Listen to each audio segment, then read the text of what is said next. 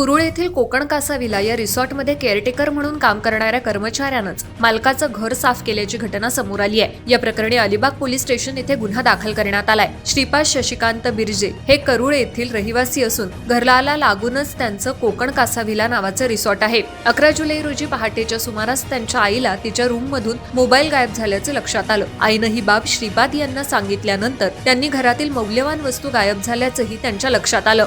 श्रीपाद यांनी यानंतर घरातील सीसीटीव्ही चेक केले असता गेले वर्षभर रिसॉर्टवर केअरटेकर म्हणून काम करणाऱ्या महरज उर्फ साहिल यानं एक इलेक्ट्रिक दुचाकी, लॅपटॉप आणि मोबाईल असा 1.25 लाख रुपये किमतीच्या वस्तू चोरून पोबारा केल्याचं निदर्शनास आलं। या प्रकरणी अलिबाग पोलीस ठाण्यात गुन्हा दाखल करण्यात आला असून पोलीस निरीक्षक प्रवीण पांडे यांच्या मार्गदर्शनाखाली हेड कॉन्स्टेबल परेश मुरलीधर म्हात्रे पुढील तपास करत आहेत।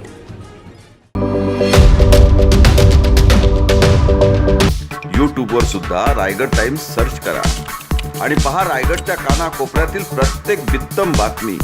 आणि हो, लगेच सबस्क्राईब बटनवर क्लिक करायला विसरू नका। रायगड टाइम्स, आपलं चॅनल, आपला आवाज।